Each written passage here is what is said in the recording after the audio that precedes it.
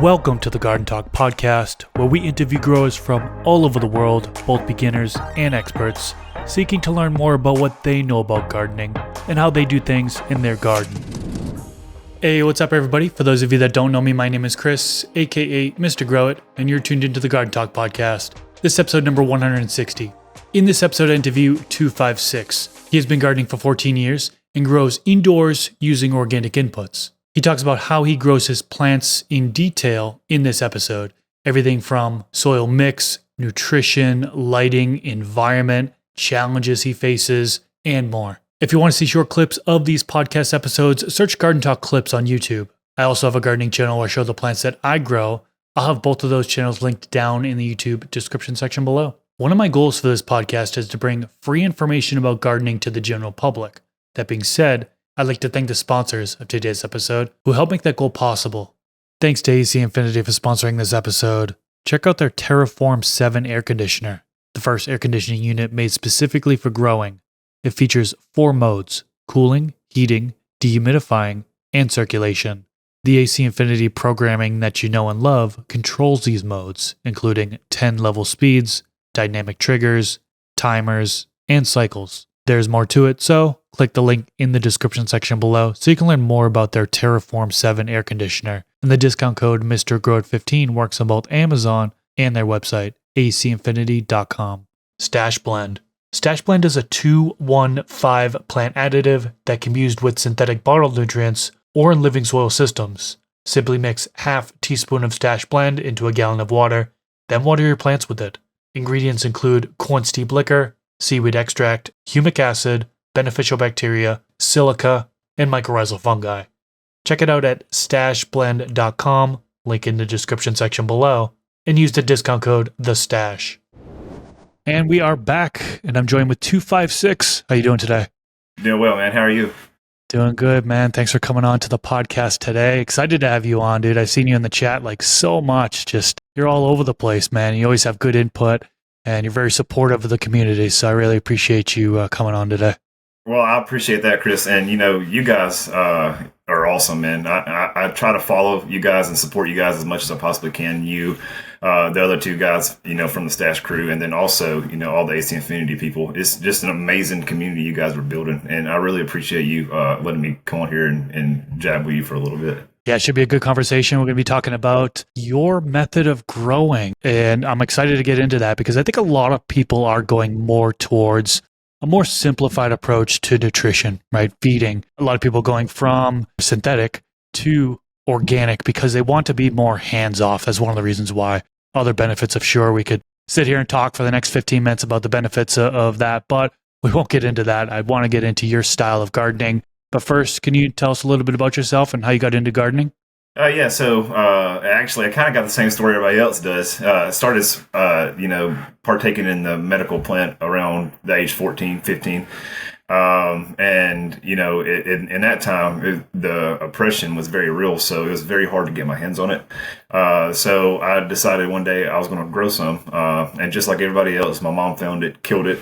And then, that killed my drive for a little bit. But, as I become an adult, I was like, I really think I can do that.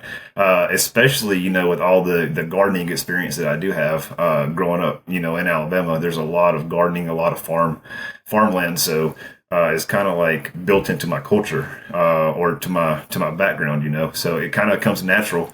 And then it's a plant, or essentially a weed. And, it's very easy. And if you do it, where you only have to add water, it takes the guesswork out of it. It's you put yourself on a schedule when you want to add your amendments to it. And the crazy part about all of it is the people that you buy the amendments from give you their take on how you should mix it, how you should add it. So if you follow that, and you put it in a calendar, it's very, very easy, very easy. So what would you say your overall grow style is? Are you in like soil or cocoa or hydroponics? Are you indoors, outdoors, organic? 100% indoors. And yes, organic, all the way.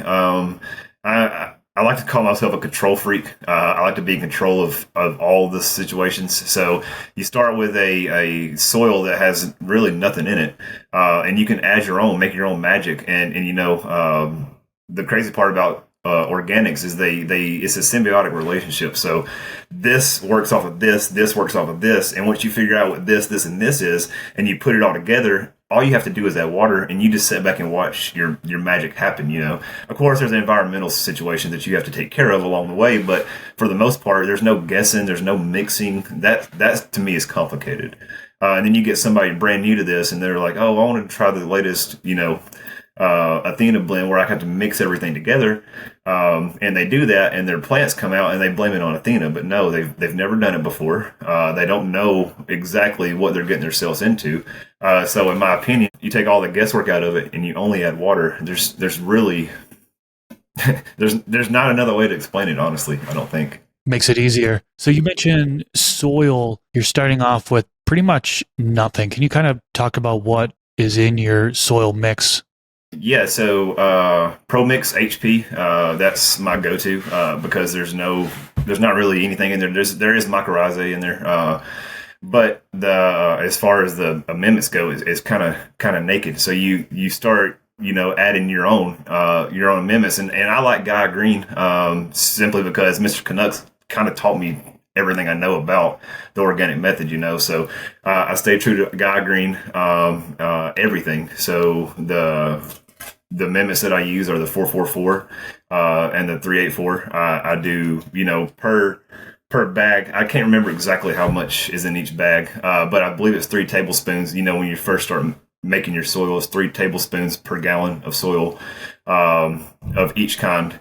And then, you only add your bloom, during your flower stage, obviously. And then you add your 284. So I had both of those, initially when I first started mixing my soil at the very beginning. And then during vegetative stage, it states on there, only add a tablespoon every 4 weeks of the 284. And I do both. So during each top dressing, I add a tablespoon of each. So every 4 weeks, my soil gets a tablespoon of each of the Gaia Green products, and I just mix it in, and then from there it's stash blend every week. So I stash blend, probably from week 2 all the way up to the very end, minus the last 2 weeks. And I just started doing the last 2 weeks of taking the stash blend out, simply because Rob actually said something about recharge. So I picked up a little bit of recharge, and the last couple weeks that I actually add stuff to my soil or to my water, I use recharge and take out the stash blend. And this last, man, is amazing. My battle of the breeders tent. It was crazy. It was 1 gallon pots and a very, very large harvest.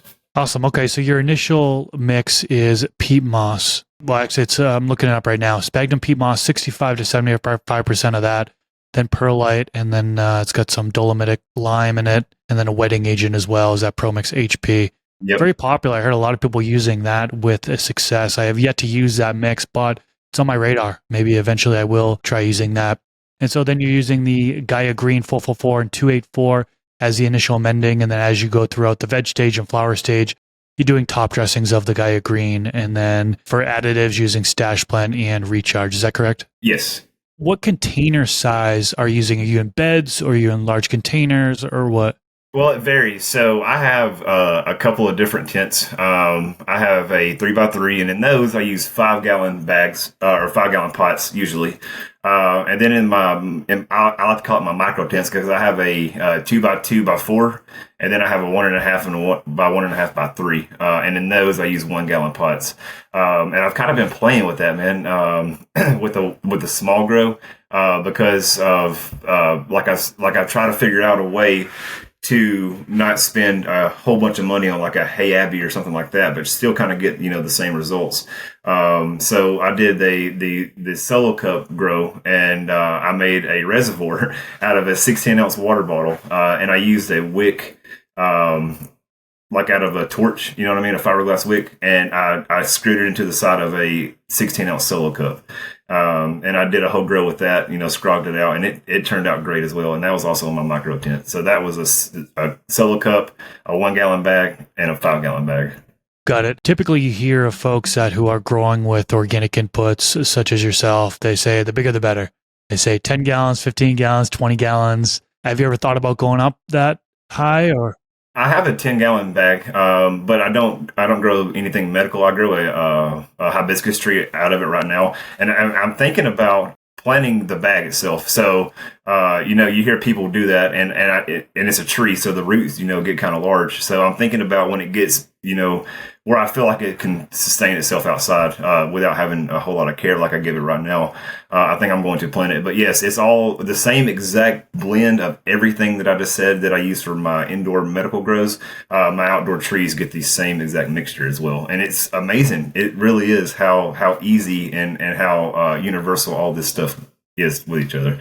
Because people think it's hard, and it's all about perspective. Yeah, a lot of things overlap from plant to plant. Now, there are some differences, but I also grow other plants as well. I grow some leafy greens, peppers, tomatoes, things like that. I've got some trees that were just recently planted, citrus trees, fig, pomegranate. So I'm new to all that stuff, but a lot of the stuff does overlap, and you can take some things from there and implement it for medicinal plants or vice versa. So yeah, it's pretty cool to be able to branch out and do other plants besides just the medicinal plants. Now, for the medicinal plants that you grow, how big of plants do you typically grow? Okay, so in the 3x3, that 10 is 6 foot tall, and it grows. I grow very large plants in there, almost as tall as me because I'm 6'1", so I can see over the top of the tent a little bit. But I would say almost as tall as a tent, about 6 foot. But I try to keep it small because what I've seen is the smaller the plant is, the more it seems to me the more dense and heavy it fills out. Like what I mean is like the actual plant stacks more. If it's long and lanky, you've got, if it's a 6 foot tall plant, 3 foot of that is just stem. So I've never really understood why you would grow a plant and put all that work in it and let it grow that much and spend all this time growing itself legs as opposed to, dense medical material that you're looking for, So I found that the smaller plants, yield more, I feel like. And I know that's, it's kind of bold to say, but I really feel that way. And that's just me, anecdotally doing it in my house. I'm sure in a huge, not home growth circumstance, that's not what they're looking for. But, at home with me, I found the shorter plants are much denser. Just for instance, this last one, I grew Atlas seed shoot of the hut. And it was in that one harvest over 100 grams dried, and it was a 1 gallon pot. So that's unheard of, and I couldn't believe it. And I'm telling you, man, the colas were the size of my forearms in a 1 gallon pot. So that's crazy. I was going to ask you what size container for those 6 foot plants in the 3x3, 1 gallon. Wow. How long do you veg for before flipping to flower? 5 weeks, 6 weeks. I try to get it past that regressive state. I heard somebody talking about, maybe it was Romulan Jake from Romulan Genetics. He was talking about if you don't wait at least 6 weeks, the herm traits kind of like try to show themselves a little bit earlier, and it's more of I forgot the word he used. So ever since that, I've started looking at the time, because before I was terrible. Before I started getting into the community, I just did it. I didn't keep track of anything. I mean, I didn't know what day I planted anything. I don't know. I just went off the microscope on the trichomes. I don't know when I flipped it to flower. So now that I've started watching, people that know what they're doing, that do this for a living, I keep track of things. And come to find out, I've been flipping, into flower about a week.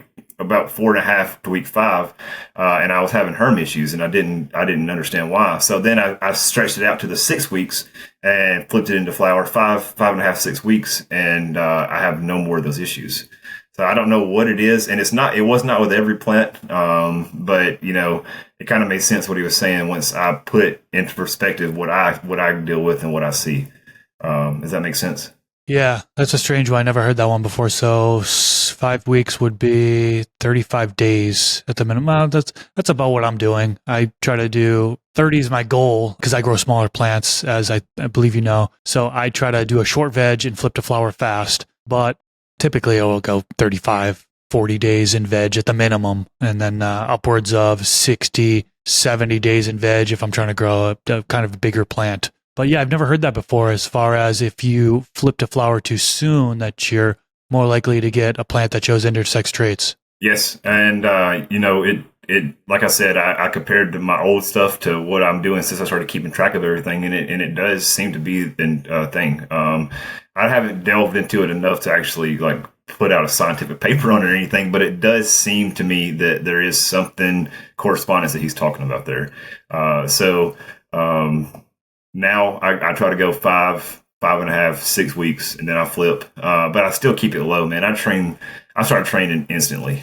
As soon as I can, I start training. That's because, like I said, I'm used to growing in such a small area. Like growing up, I had to grow underneath my stairs, and that's not very tall. So I had to make do with what I had.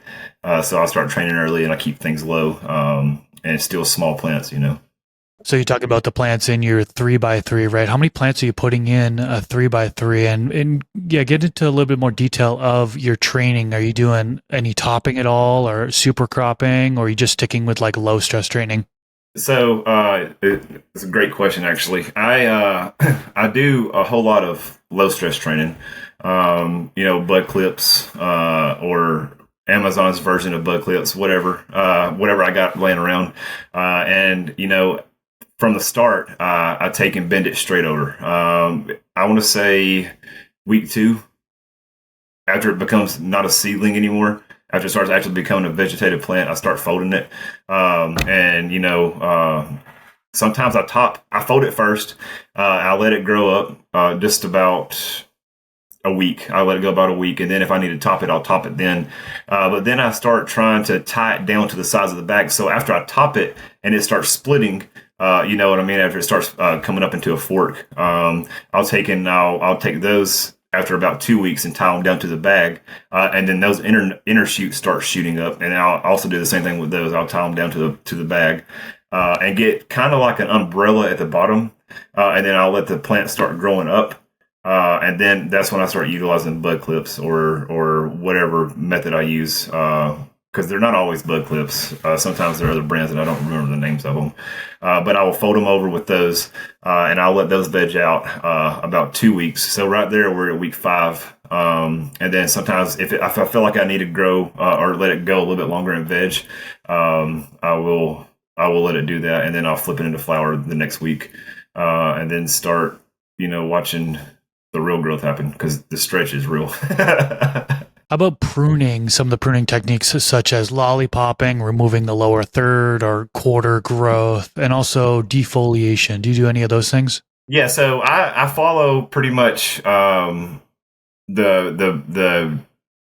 talk around the town on defoliation. So like at day 21 of veg, week 2, week 3 of flower, I'll defoliate a little bit.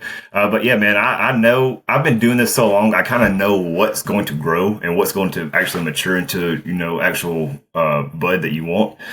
So the lower third of the plant, I just take it all the way off, because it really doesn't even grow into flowers. When you dry it out, it's like strings. It's not even really what you want at all. So why would you let your plant, focus on growing that when you know that it's not going to produce what you want it to? So I trim that off from the get go. And during the flowering stage, that stuff still tries to grow. So I keep it maintained. I don't want anything. I want it all to be focused at the top of my plant. And if you go back and look at my pictures on Instagram, you'll see that they all pretty much look the same. All my plants do. Short, big, fat nugs. And it's kind of like a motion that I'm in now. It's the same thing. Every day. I've been doing it so long. It's just I know what to look for. I know when something's not right. I don't know how to always diagnose it. I don't know what all these diseases are, but I know when something's not right. I know how to monitor pH. And that's not really an issue anymore, pH, since I went to full organics. Never, as long as I feed it and give it water. That's really all I ask for. Got it. Yeah, I do similar training and pruning that you mentioned. I take off the lower quarter or lower third roughly for the lollipopping, and then defoliation around the same time. I try to avoid doing defoliation of veg as much as possible, to be honest with you. But some cultivars, some strains that I grow are just so thick, tight internodes, very leafy. Or I have other things that really are kind of longer internodes, less leaf, don't really need as much pruning done. So it really depends on kind of what the genetics are and how they grow out for what I do. But as far as you had mentioned day 21 of flower to really do that defoliation, that's typically when I'm hitting it with its final defoliation as well. Before flicking flower, I'll probably do it once. I used to do it on day 7 and day 14 of flower, and then finally on day 21. But if I'm able to push it and not do it until day 21, well, then that's less times I have to do it. So I'm kind of similar to you in that way. And I like that it's not really a need to. So the thing about gardening is somebody does it one way and somebody does it another way. And it doesn't mean that both of those ways are wrong. None of them is wrong. It's all about what you feel like you need to do. So I know people that, they defoliate the whole time they're growing. They go in there every couple of days and take stuff off. And I've heard that's stressful to the plant, but these people grow also very nice plants. So who am I to tell them what they're doing is wrong? I just know what works for me, and I know that it works for me, so I know it will work for other people. So that's why I'm kind of, giving my opinion. And I follow a lot of you, a lot, man, actually. It's crazy that I'm sitting here having this conversation with you right now, actually.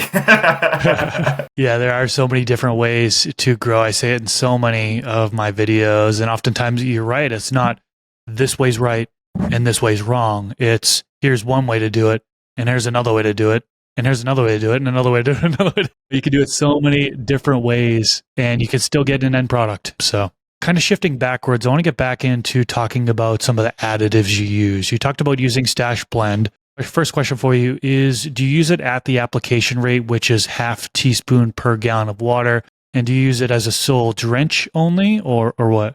Yeah, so I kind of watched the video where you guys tried it as a top dress method, and that kind of scared me away from it. But I will say, man, I don't do a half a tablespoon, I do a whole tablespoon per gallon of water. I mix up a 2-gallon bucket. I mix 2 gallons at a time because, like I said, I got small grows. And then I give the same, rated to amount. I'm sorry. I give the same amount to my plants outside as well. And Stash Blend and Recharge are literally the only 2 amendments that I use. And I still feel that it's all organic, so I feel like that I'm still staying in the organics only lane. And the plus side, I think the reason why I like the Stash Blend so much is because, man, who doesn't like to smell top ramen once a week? You know what I mean? It's awesome. But no, the plants love it, man. And they really, really love it. And I don't feel like you can give them too much because there was one time that I accidentally gave a tablespoon instead of a teaspoon to a gallon. And the plants didn't seem to be harmed by it whatsoever. And that goes back to the plants are only going to take up what they need. So people, that kills me, man. I don't understand why we got to do the more is more. No, less is more in a lot of situations when it comes to, adding anything. Your amendments. You can't overdo it on the guy green. I have done it. You can kill your plant or burn your plants that way. You don't necessarily kill them. It's just a tough go for a couple weeks. But yeah, the Stash Blend, it's amazing. You guys did an amazing job creating that. You really did. And I like it so much that I have some and I just give it away. I just give it to folks. Like, dude, try this. And I've actually got a experiment going right now where I have just my Pro Mix HP, and I got a plant in there, and I'm only giving it Stash Blend. I put no amendments inside the soil at all, and then it's growing well. I'll give it Stash Blend once a week with, of course, water every couple of days because it needs it. But every few waterings, I'll throw Stash Blend in there, and it seems to be loving life right now.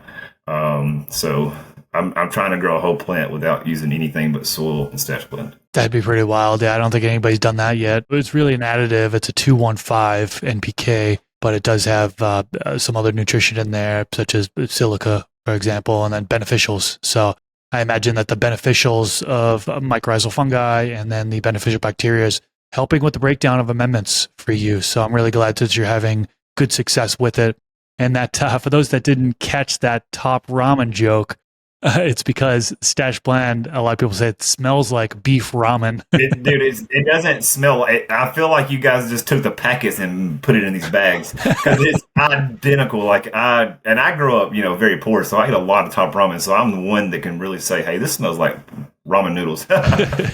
That's funny.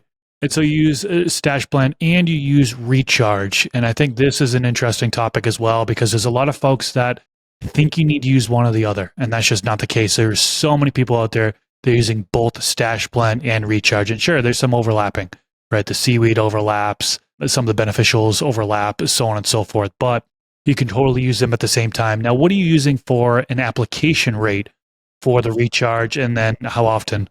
Actually, I wasn't on the Recharge game at all until I saw Rob. Y'all had a podcast with I can't remember who it was, but he was talking about how he uses Recharge, and he said he stops throwing Stash Blend in about the last 2 weeks of flower, and he starts using Recharge.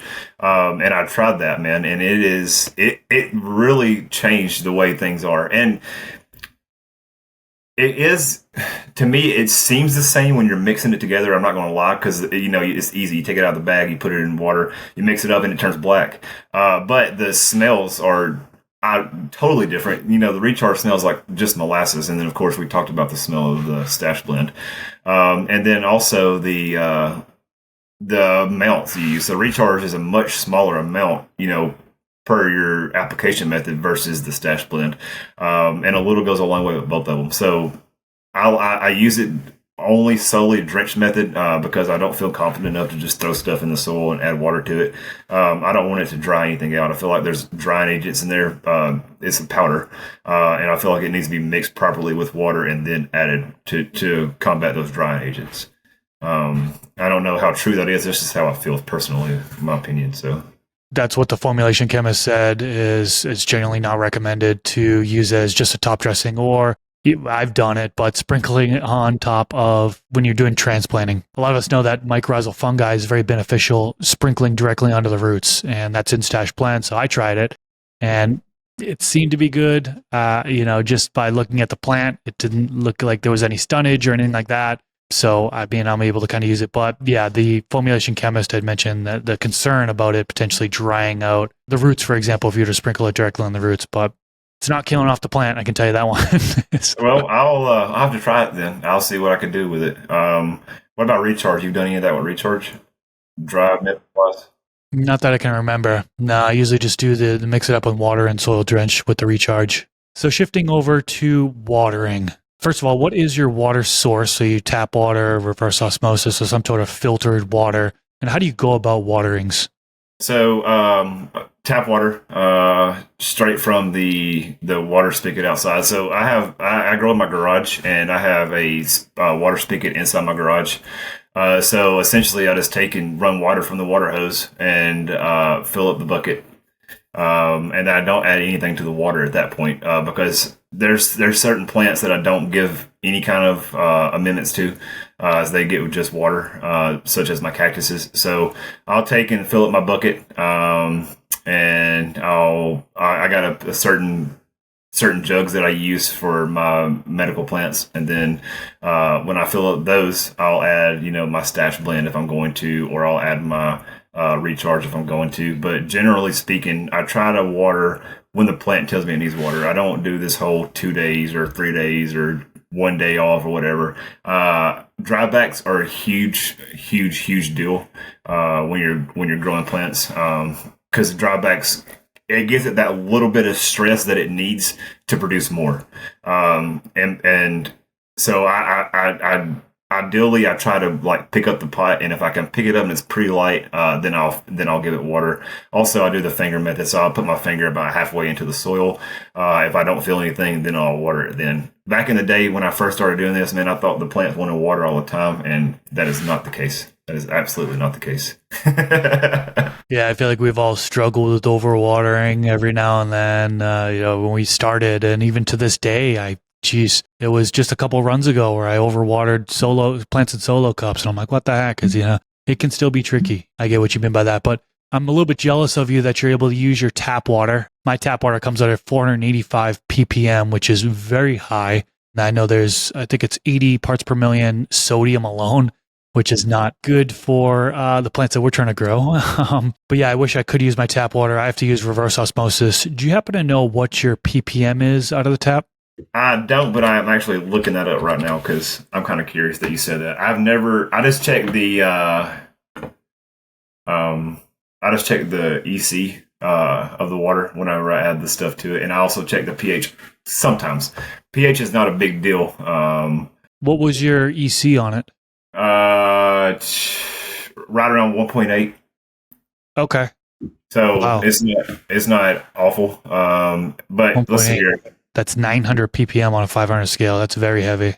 No, I'm sorry. I'm talking about after I add my stuff to it. Okay. You said, I'm sorry, man. I thought you meant out the tap. No, out the tap is very, very little. 204 ppm is what's registered around my area. Nice. Okay, so that's not bad. I hear a lot of people having that, and it's less than half of what I'm dealing with. So right, and then the ironically enough, the pH straight out of the tap is 6.4. So it's not. I can't ask for anything better, really, as far as the pH goes. So I don't know that if the plants really do what the organics people say they do, like you don't have to worry about it, or if the water is just that good when it comes out. Because I mean, that's a very low pH. It's very, very ideal, actually. Yeah, a lot of the times that's the case where people say, "Oh, I don't worry about pH. I'm growing organics." Well, their initial water source might be between 5.5 and 7.5, and then things just kind of correct itself. The plant releases acids, hydroxide ions that are floating around there being created. Yeah, so things kind of adjust in the medium as well. So I think that's the reason why a lot of people say that they don't check pH or adjust pH is because their water source is fine to begin. Yeah, some of us have good water sources, and some of us comes from Chernobyl, like yours. It sounds like. I know some folks who struggle with like 8.5 pH out the tap, and they're like, I have to adjust it. They say that they have to because they come across problems. If they're just trying to water that in at that high pH, they see physical problems. They see physical deficiencies, and they get lockout issues. So they safe side it and knock it down. Even though some of the scientists and some of these experts are saying you don't need to pH adjust at all, no matter what your water source comes out at. Some people just try to play a safe card on that avenue. Okay, so that's pH, EC as well. Let's get into environment next. One thing we didn't really talk about is lighting. What type of light do you use, and how much power are you giving your plants? Okay, so as you see by my getup, I am a huge AC Infinity person. I buy everything that I have is AC Infinity. So not just because of your guys, just because of how they are with the community. I like to show them the support, and the stuff they have is absolutely phenomenal, man. So in my little tents, I have the S22, little ion board S22. That's 115 watts, I believe, and it's putting out about 900 ppf. Then that's in my small. I have two of those, and I have in my 3x3. I have an Evo 4. And that's the big guy. It's a 300 watt light, I believe, and it's putting out about 2,000 ppf, maybe 1,900, I think. And that's 3.14 micromoles per joule in that light, and I love it. And I've never ran it full blast yet. I run it at setting like max 8, I think, and it does what it needs to do. I don't actually measure the part itself. I just know the light specifications. I'm not really that far into it at this point. Now I probably will get there, but not really that far into the lighting. I just know that what I had in 5-6 years ago was a blue purple King LED. It cost me like $400, almost $500 for that thing, and I wouldn't pay $20 for it today.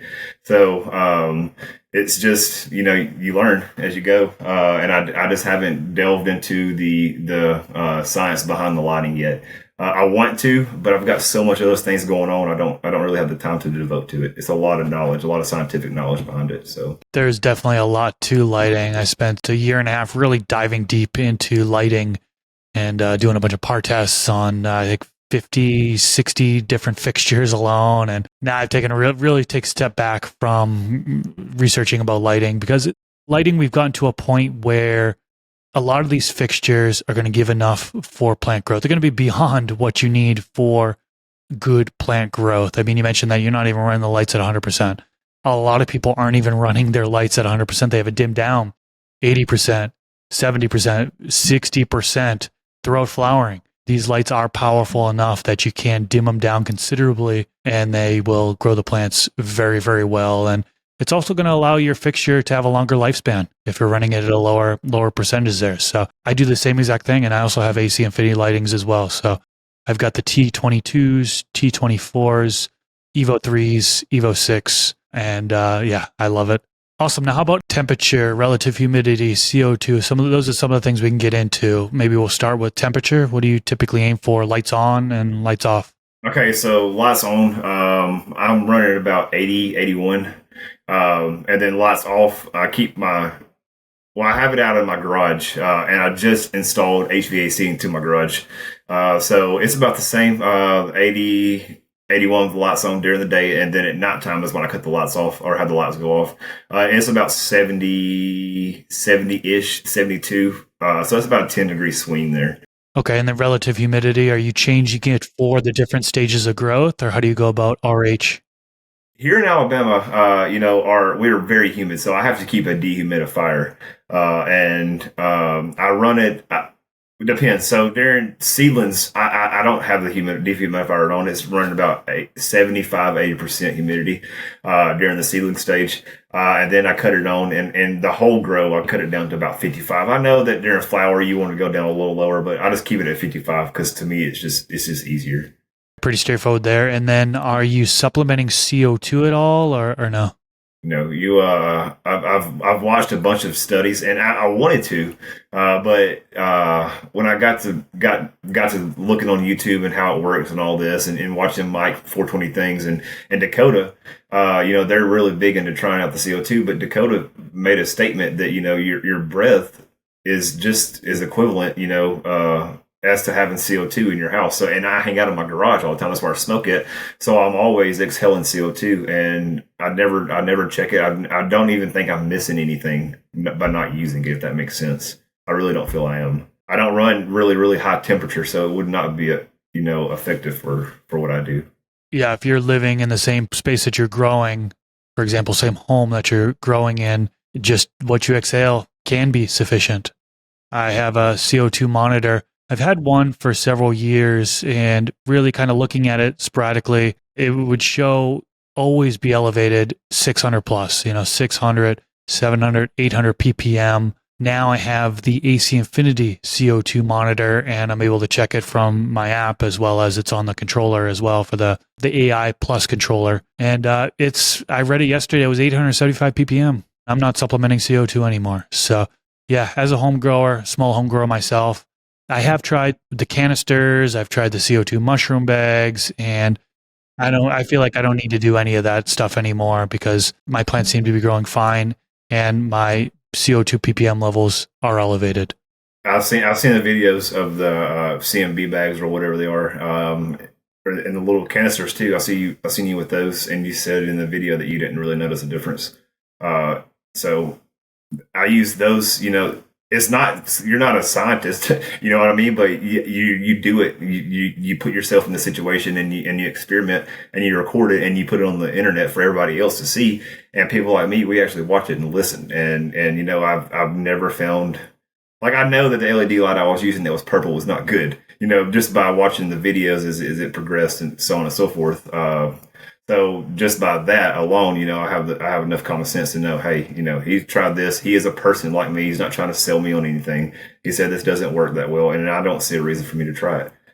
So I really appreciate, the videos that you do put out. And I appreciate your book, by the way. I failed to mention that I downloaded your book on Amazon. So good job. Thanks. Glad you like it. Yeah, as for the CO2, I definitely try to be transparent about it. And I'm not trying to knock CO2 at all or people that supplement CO2 because there are studies out there that show a 30% increase in yield if you're running 1400 ppm throughout the flowering stage.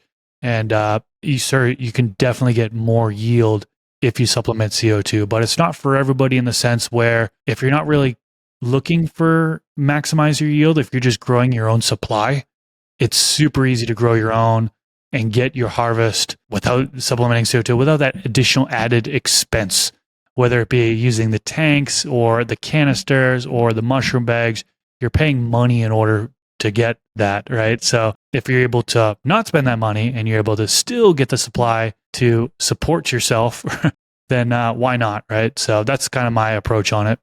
And I do get the idea behind it. I really do, especially the mushroom bags themselves. They do excrete a lot of CO2, but just like you're saying, so do you when you breathe. That's why the whole mask thing just puzzled me. But you breathe out CO2 and your plants do use it. So like people that sing to their plants are real big believers in that. They said that it's the music, and also the breath that you breathe. You're breathing out CO2, and your plants are breathing that in because they breathe underneath the leaves. So you're right there at them, giving them CO2, and I'm sure they take it in. And I'm sure that the scientific study shows, but I just don't have the capacity for that. You know what I mean? Makes sense. Okay, I want to switch it up and talk about pests for a little bit. This is something that I don't talk about as much in these episodes as we should, because a lot of people come across pests. What do you do in order to prevent pests from invading your grow space? Believe it or not, man, oils, peppermint oil, lavender, and I don't believe in using like pesticides even in my house. I don't like that stuff. I have kids, I have animals, and it's dangerous. So why would I want to put something in there that I have to smoke? So I'll prevent it, and the citrus. The citrus essential oils and the peppermint and the lavender, all that really does help. And what I do is I get the I forgot what they're called, but you can get them on Amazon, and it's essential oil like air fresheners. And what I do is I put little ones on the inside of my tent. So you know how your tent has that tray liner in the bottom that goes inside of there. Well, there's a bunch of space in between the actual tent and that tray liner. So I stick those little things in there, and on the plus side, my room when I open it, or my tent when I open it up, smells good. Smells like peppermint, and I've never had any issues with pests ever. Like I'm knock on wood, but I really never have. So I'm hoping that's doing the trick, or maybe they just the bugs don't like us here. I don't know. That's awesome. I'm glad that that's working out for you, and you haven't come across any pests. I mean, that's not a lot of grows can say that. That's for sure. Now watch my next couple grows; they'll be infested with spider mites. You jinx yourself, yeah. So for this method that you use to grow, right, you're talking about the amendments that you top dress in and water in. A lot of people do this route and try to keep everything organic. However, challenges can occur doing it this way. What would you say some of the common challenges are of doing this method? A huge one is forgetting to top dress your plants.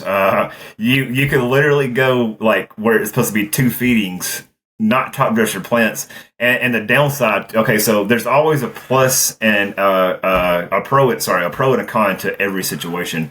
And growing is no different. So on the organic side, when you add your amendments, they're not available right away. It takes 2 weeks for them to start breaking down for your plant to start using them.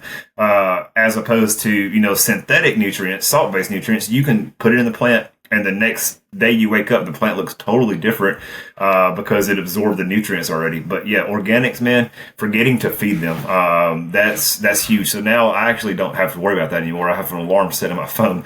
That way I know, hey, today I got to feed these jokers. Because if you don't, so if you miss a feeding, that's 4 weeks. And then you add it, say you remember 4 weeks, after you forgot about it. So it's your time for your second feed. And you're like, oh crap, I didn't feed on the last time. Well, then it's going to be another 2 weeks before there's any availability of your nutrients for your plant to be used. So that's 6 weeks of your plant's just lacking on food. Now they do have their own method of saving themselves. They use what they have, and they let you know that they need to be fed. And unfortunately, if you're doing just synthetic, just organic, you can't just fix the problem right away. And that's where I feel like Synganics come in. I feel like, it's kind of like the best of both worlds. I do have all of the stuff I need to do that. I just haven't done it yet. I really can't commit to a feed schedule right now. I got too much going on, so. Working ahead is so key. Like you said, if you miss a feeding or even if you're late, like I've had plants where I was just a few days late, and then you start to see the plant yellowing a little bit, and you're like, oh, great. Now, if I top dress, it's going to take a little while for the amendments to break down, like you mentioned. and you kind of get into hot water. I think that's where a lot of people get frustrated is they miss a feeding, or they're seeing their plants yellowing and they're like, oh no, I need to top dress. And then they top dress and nothing really happens for at least a week, if not 2 weeks. Those amendments haven't broken down yet, so the plant just gets worse and worse and worse. Well, that's where you can add in either your synthetic nutrients and go Synganic, or a lot of people do teas, right? Compost teas. That's something we didn't get into. Do you do compost teas at all or no? I have in the past. They're very messy, and I haven't done anything with compost in about 2 years. I do have compost. Like I actually do have a compost pile, and I'm going to try to figure out a way to incorporate that into one of my grows, and then I'll document it and share it. But as far as actually using compost, no. I have not done too much of that. Like I said, 2 years ago I did a tea. It smelled awful. My wife absolutely hated it, and it was just messy. So I haven't messed with it since then. Got it. Yeah. Well, compost teas can be beneficial to help increase that micropopulation, for example, and some of the nutrients in there are water soluble, depending on the compost, of course. But instead of using compost, some people use the worm castings. So that's another great way to actually get those beneficials in there and help break down some of those amendments that need to be broken down. So, and that's something I failed to mention as well, Chris. When I was making my soil, actually 100%, I left a bag of worm castings in the trunk of my car. And I made the soil, and I did all the stuff that I was getting ready to grow, and I planted my plants, and I went a whole entire run with no worm castings, and it was no issues. There was 0 issues, and I was quite surprised by that, actually. No issues. So it's all about, I guess, how you take care of things. I don't know. I think that the stash blend kind of took place of what I would have needed the worm castings for, and also the Guy Green does a very good job, at being organic nutrients. So you can't. It couldn't hurt me, but I don't think that me not having it in there hurt any of my harvest or hurt my run at all. And since then I have been added worm castings to my soil, but I don't feel like that I need it. And then when I make my next recipe of soil, I might go without adding it and then document it for real and see what happens. Yeah, see if you notice a difference. That'd be interesting to see. Yep. So this next question is one that I just started asking people a couple episodes ago. I figured it was good to ask because a lot of viewers want to know. Talk to us about some of the top strains that you've grown, maybe the top 3 strains that you've grown and what you like about them. Okay, so it's pretty easy. My Battle of the Breeders run, which is the last run that I harvested, my Atlas Seeds Cheetah the Hut, that was a very, very, very impressive harvest. Like I said, a 1 gallon pot, I had over 100 grams dry weight. So there was larf, there was a whole bunch of trim and stuff that came off of that. Very, very large, dense nugs, very large. And my second favorite, I guess, would be my Cali Critical Mass by Seedsman. That the flavor, it was wild. I've never had a flavor of Smarties in a smoke, but it literally tasted and smelled like Smarties, and it was crazy to me. And it wasn't a very, very large yielder. It was an okay yielder, but it wasn't very large. And then my third favorite would be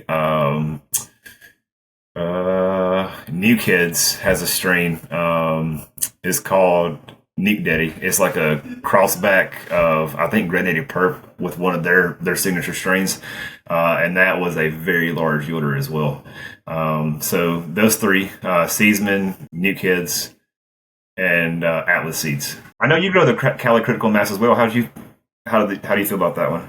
The Cali Critical Mass I had it was more beefy structure. It tended to foxtail. At least I had 2 different plants. One of them was a 3-in-1. It was 3 plants in 1 container. That one was overshadowed by the other 2 plants, so it was only like 10 inches long. And then the other plant I had in its own container, it was in a 10-gallon container, organic living soil. Real big beefy buds, foxtailed like crazy. As far as like the taste and smell, I wasn't too crazy about it. I didn't get the Smarties taste that you had mentioned, any type of candy flavor. It was more like a very earthy flavor. I think they describe it on their website as like a wet forest, damp floor, or something like that.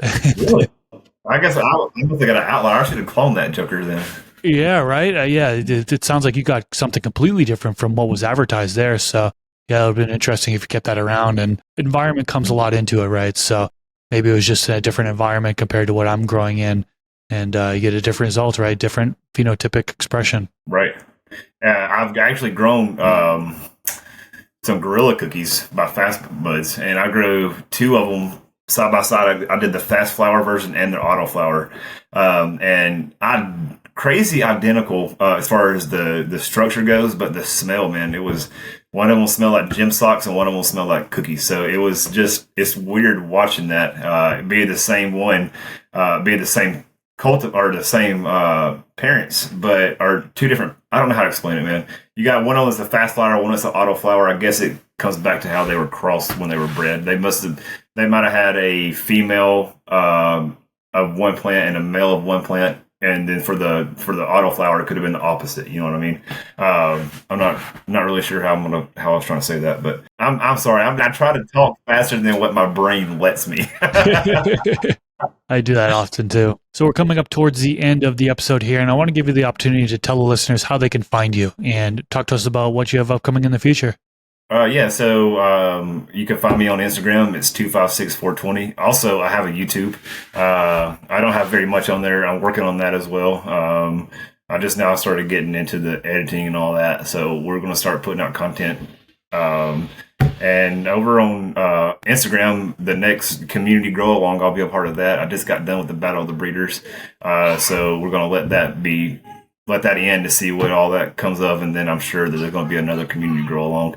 And I'm actually thinking about pulling the trigger on buying some Chill Out OG. I want to give that a go, so probably going to get some of that here in the near future. Awesome. Yeah, next community grow along, save some space in your garden for the Growers Gauntlet. So that's going to be coming back next year for 2025. And I'm definitely going to do that. I told Luke, I was like, dude, you would not have won if I was in there. Luke is my dog, man. I love that dude. So a great dude. He grows so well. So yeah, McCannabis Luke, he was the winner of the 2024 Growers Gauntlet and flew him out to LA and at a party to celebrate the whole thing. And next year, 2025, we haven't really released the details on it yet, but it's going to be a lot different. Let's say a lot different, but there's going to be some differences, and the celebration is going to take place later in the year around MJ BizCon. So we want to kind of have that week merged with a Growers Gauntlet celebration as well as MJ BizCon. So it should be a larger gathering than what we had before. Even though we had, 250 people I think showed up to the Growers Gauntlet celebration in LA back in September. So it was pretty big there. But yeah, we're looking to do it a little bit bigger here in 2025. You hear that, Luke? I'm coming for you, buddy. Awesome. We'll definitely have a link to 256's Instagram down in the YouTube description section below. If you have any questions for his grow style, I know he's in the comment section every now and then. Maybe fire it away in the comment section, and maybe if he's got some time, he'll come and spend some time answering some questions. I know it can be overwhelming, the amount of questions you get in the comment section, but fire away the questions that you have for him in the comment section. And yeah, definitely want to give a thank you to the folks that are supporting on Patreon as well. Patreon.com/Mr. Grow It. That directly supports this podcast. And the people that are being scrolled on the screen right now are in the producer tier. Special thank you to you for your support. Well, 256, thanks so much for coming on to the podcast today. It was great to talk shop with you, see how you do your process. And yeah, it was a good vibe. It was fun. It was real fun. And I'm glad I got to do it. Cool. Well, I'll let you go. Thanks so much once again, and hope you enjoy the rest of your day. All right. Thank you, man. You too. Peace out, everyone. Catch you in the next episode.